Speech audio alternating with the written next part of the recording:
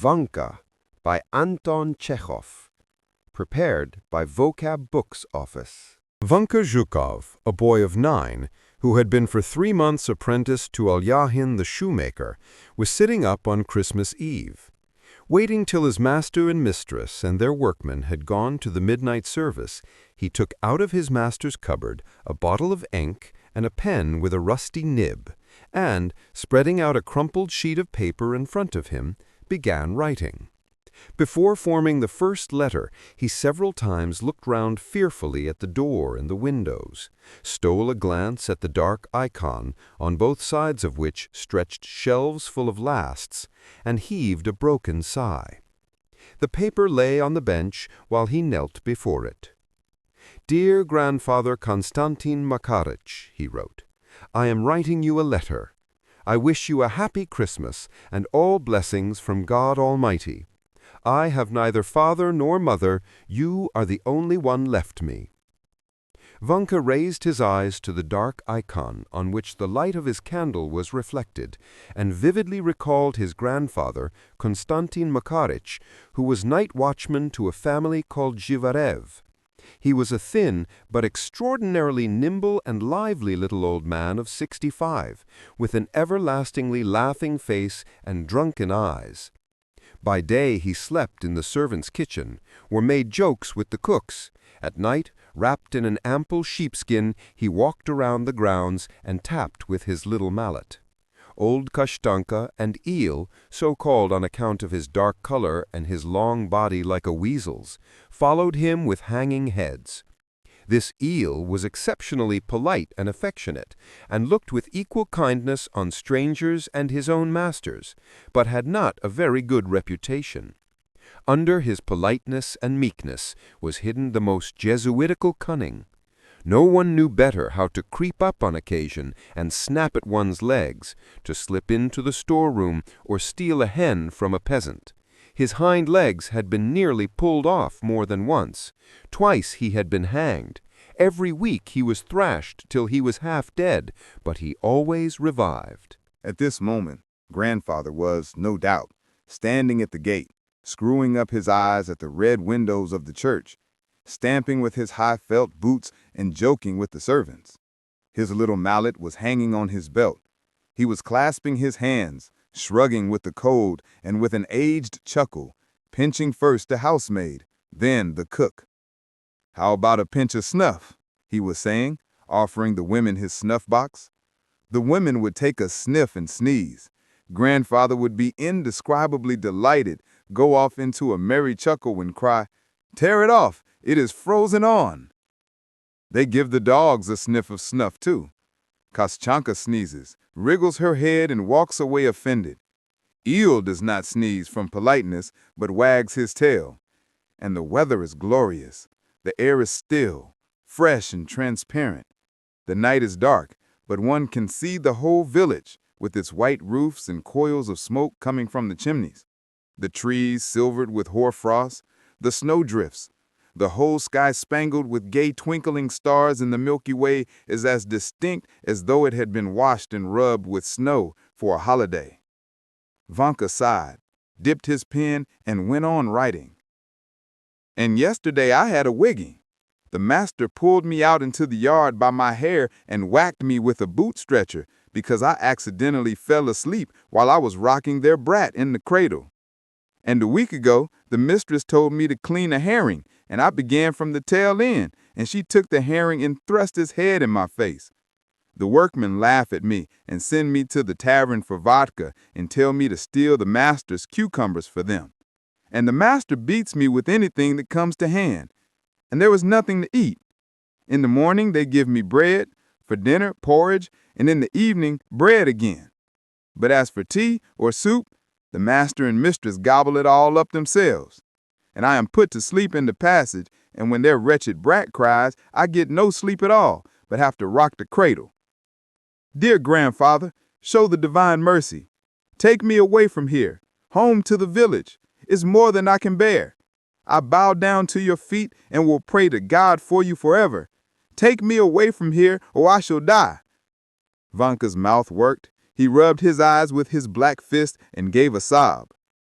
I will powder your snuff for you," he went on. "I will play for you, and if I do anything, you can thrash me like Sidor's goat. And if you think I have no job, then I will beg the steward, for Christ's sake, to let me clean his boots, or I'll go for a shepherd boy instead of Fitka.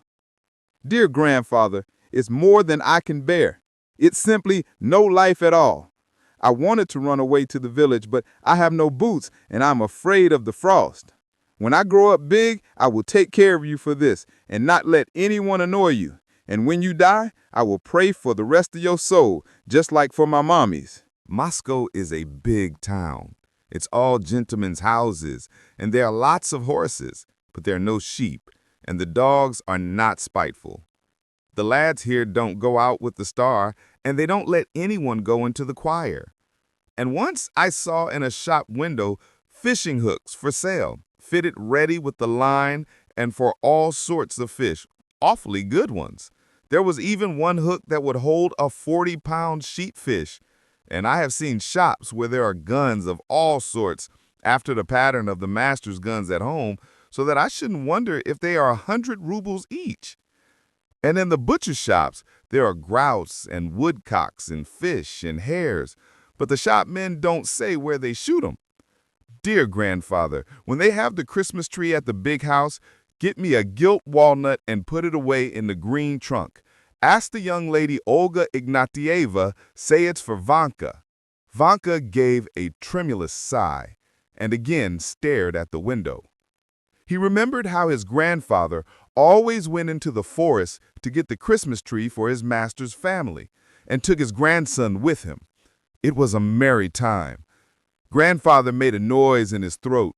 The forest crackled with the frost, and looking at them, Vanka chortled too. Before chopping down the Christmas tree, grandfather would smoke a pipe, slowly take a pinch of snuff, and laugh at frozen Vanka. The young fir trees, covered with hoarfrost, stood motionless, waiting to see which of them was to die. Wherever one looked, a hare flew like an arrow over the snowdrifts. Grandfather could not refrain from shouting, "Hold him! Hold him! Hold him! Ha! The bobtailed devil!" When he had cut down the Christmas tree, grandfather used to drag it to the big house and there set to work to decorate it. The young lady who was Vanka's favorite, Olga Ignatieva, was the busiest of all. When Vanka's mother, Pelasia, was alive and a servant in the big house, Olga Ignatieva used to give him goodies, and having nothing better to do, taught him to read and write, to count up to 100, and even to dance a quadrille.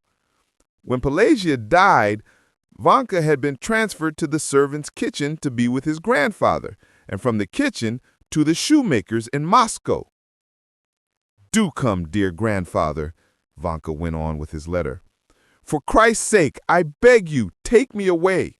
Have pity on an unhappy orphan like me. Here everyone knocks me about, and I am fearfully hungry. I can't tell you what misery it is. I'm always crying. And the other day, the master hit me on the head with a lash so that I fell down. My life is wretched, worse than any dog's. I send greetings to Alona, One-Eyed Yegorka, and the coachman, and don't give my concertina to anyone. I remain your grandson, Ivan Zhukov. Dear grandfather, do come." Vanka folded the sheet of writing paper twice and put it into an envelope he had bought the day before for a kopeck. After thinking a little, he dipped the pen and wrote the address, "To grandfather in the village."